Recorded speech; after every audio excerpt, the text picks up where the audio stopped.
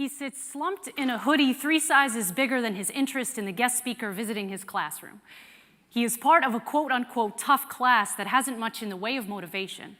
Do not take it personally if you don't get anything out of them. Both the teacher and the clock tell me it is Thursday, 8:30, and I begin the way I always do. How many of you dislike poetry, I ask. I receive the standard answer, about half, and certainly more hands would have been raised, but energy is not a prerequisite. He does not lift his arm nor his eyelids. As I begin to speak, I introduce myself. My name is Holly Painter. Half teacher, half poet, part artist, part instructor. While my surname suggests paint and palettes may have hung from my family tree, I'm just beginning to realize why the name Painter never quite sounds right. You see, I prefer poetry. This does the trick for a few of them. A boy in the back eagerly asks if I'm a rapper, and while I desperately wish I could tell him yes, I stick to the truth. In the next 60 minutes, I invite them to speak theirs too.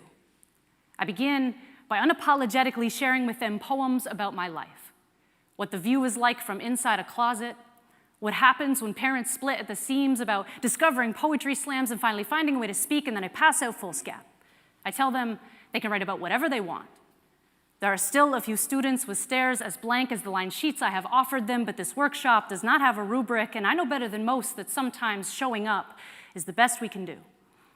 As I circulate the fluorescent room, a girl twirling a rainbow bracelet around her finger says her best friend would probably enjoy my poems. I see Equal Love scratched as a title at the top of her page. A boy sitting next to the condensation-stained window says he and his friends gather outside in circles and spit bars. He says the teachers assume they are doing drugs. I introduce him to the word cipher, and he shyly shows me a notebook overflowing with his rhymes. The girl behind him, eyeliner as thick as the armor I imagine she wears underneath her pink sweatshirt, says, my parents divorced too when I was only 9, and sometimes I wish things were different. Miss, I don't know how to start a poem. I tell her, I think she just did. I make my way over to the hunched pile of sweatshirt I will come to know as Dylan. For a moment, I think he has fallen asleep. I steel myself so as not to be offended. Tapping lightly on his desk, he raises his head high enough for me to see he has filled 3 sheets in the span of 20 minutes. I ask him what he has written about, and he says his poem is for his brother. I learn his and mine both share the same name, but when I excitedly present him with this bit of information, his eyes do not hold my smile. Dylan tells me his brother was hit by a car while riding his bike, that sidewalks are not safe enough places for vehicles that jump curbs, how the driver had the nerve not even to stop, how his family has made a second home out of a hospital room, how he hopes his little brother will wake up out of the coma so he can show him the poems he has written him late at night. Recent headlines flash behind my eyes as he speaks Dylan's poem. To be honest, I do not remember incredibly clearly, but I know that when he decides to share it aloud with the rest of the class, it is so beautiful and honest, it sucks the breath out of the entire room in the most incredible way. As he moves towards the hall after the bell rings, Dylan places a hand on my shoulder and says, thank you for bringing that out of me today. I tell him he does not need to thank me, that his bravery stands alone, and that he must remember always that he does not. He shuffles into the sea of students, and I am left holding his story in my lungs. It is Thursday, 9:30. And I leave the way I frequently do, speechless, which for a poet says a lot. Thank you.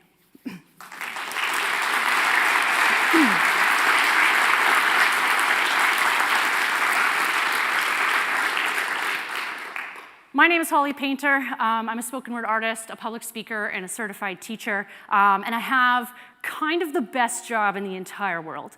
I get to travel around the province and introduce students to and work with them through the creation of spoken word poetry.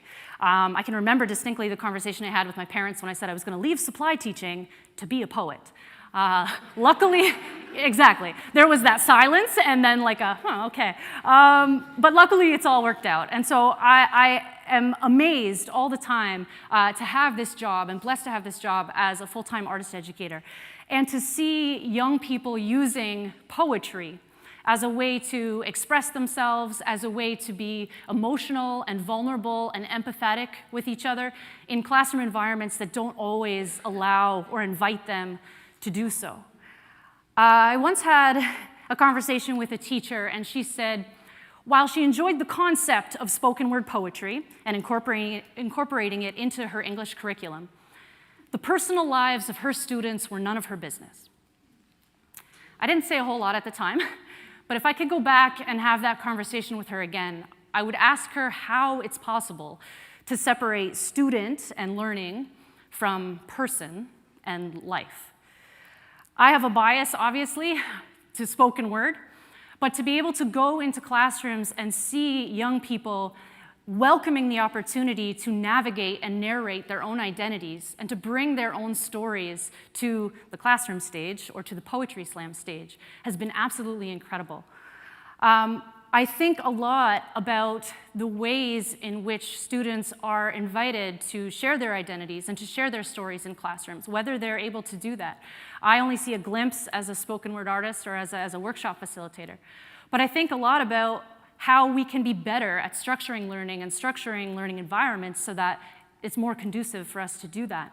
And that not only do we welcome student voice and student stories to be present in our classrooms, but to value and respect them when they do so. So I introduce students to spoken word poetry. I use the mottos of speak your truth and show the love.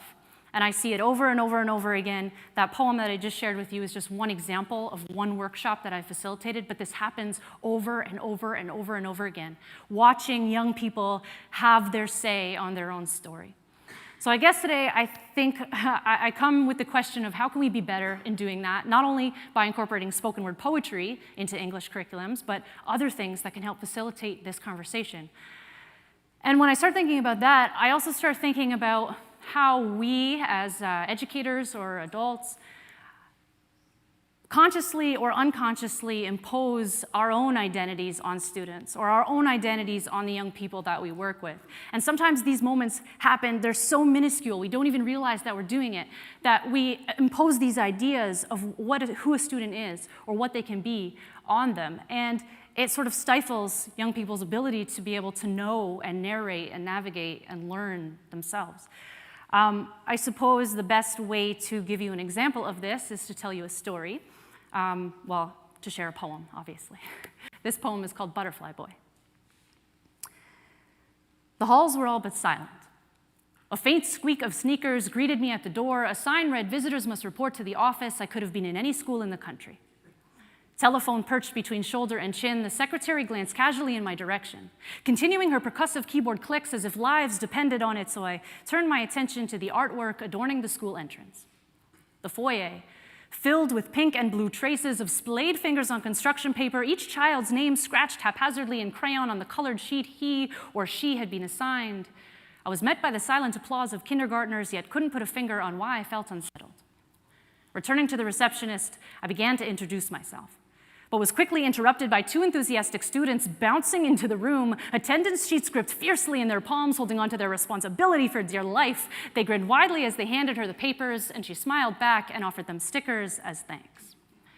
The brown-haired girl and the brown-eyed boy both reached for their prize, and I watched as the boy's eyes drifted from his truck sticker to the little girl's butterfly. "Can I have that one instead?" he said. Almost inaudibly, an uncertainty caught in his throat, and the way the secretary thrust the truck forward, I doubted for a second she had even heard him speak. He repeated, "Why can't I have a butterfly?" I waited for her answer with the same bated breath as the boy, hoping she would think twice or 20 times about her next line, wanting more than anything to grab him in his blanket of innocence and run away. "Butterflies are for girls," she said. So strongly, I thought maybe she had been fact-checking this when I came in. Her conviction left both of us silent. He accepted her ignorance and left, his head hanging down towards the floor, no doubt heavy with the weight of the new knowledge he possessed. I wish I had said something. To this day, I imagine him, returning home from school that night, dropping his backpack and naivety at his bedroom door, staring at the mason jars lining his bookshelves that he had collected for when he netted the most beautiful specimens. He would have captured them in amazement, then released them when his kind heart reminded him that they deserved to be free, and shouldn't he be free to love butterflies or anything else on this earth, not cocooning his heart against beautiful things because the rules of pinks and blues choose what it is we can fall for? My dear butterfly boy, I hope that wherever you are today, you have learned how to deal with people with faces full of preconceived notions masking as concern.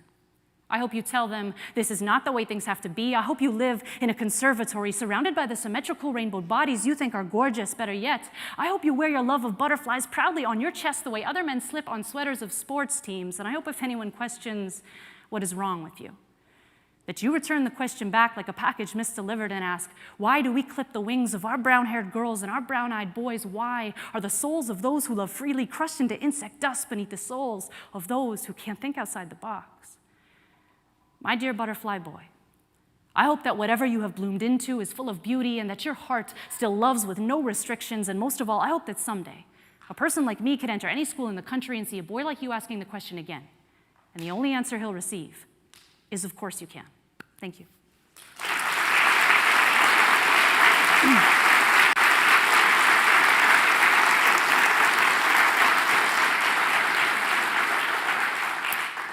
It's really fortunate for you that TEDx has a time limit because I could literally talk forever, and the people who know me know that I can talk forever about spoken word, and as cliche as it sounds, how it has absolutely transformed my life, not only as a person, but as an educator as well. And so I suppose there's limitless conversation that we could have around identity and bringing the ability for youth to speak on their own lives into classrooms, and we can have those conversations out in the hallway later if you want.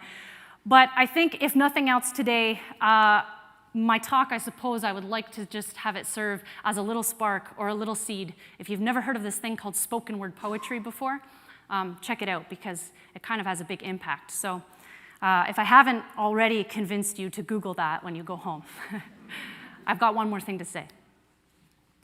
This is a PSA, a poetic solution to apathy. This is proof that youth have a lot to say if you just give them the chance to do so. If you think young people are lethargic, lazy or listless, dispassionate, disinterested, insensitive, or indifferent, I'll have to politely and poetically disagree. Because I have seen heads down on desks become quests for poetic supremacy. I've seen words slung like swords slice through the thickest insecurity. I've heard incredible stories of strength presented to rooms in beautiful metaphors and similes. I've watched clicks dissolve as the clicks of finger snaps give confidence to kids who have never been given respect from their peers until today. This is a PSA, a pen solving afflictions.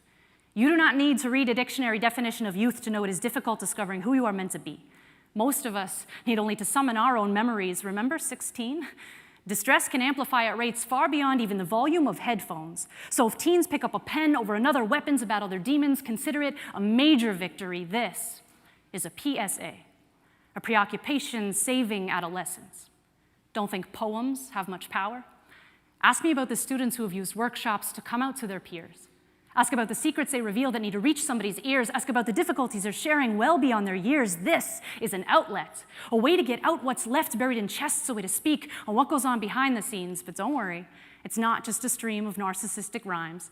It's youth finding their voices on more than just their own lives. This is a PSA, a performance-stimulating advocacy. I have seen teens battle injustices both on and off the page, both on and off the stage, taking up causes after writing about this world needing change. This is not just a complaint fest on paper. This is testing them to right what's wrong, then right what's wrong. This is empowerment and inspiration rolled up into the ballpoint of a pen. This is a lesson in saying what you mean and acting on what you say. This is a PSA, a possession of self-assurance. I have witnessed kids hit growth spurts right before my eyes. Digesting so many poems, they grow backbones overnight. Watch as they discover courage they never knew they could possess. Stacks of paper become launching pads for newly soaring confidence, and all of this is accomplished while teaching them the literary basics. We deserve a spot in the curriculum with William, even though we're not as famous. This is a PSA, a powerful, significant activity. This is passion and compassion. This is a movement and a community. This is an art form changing lives. This is spoken word poetry. Thank you.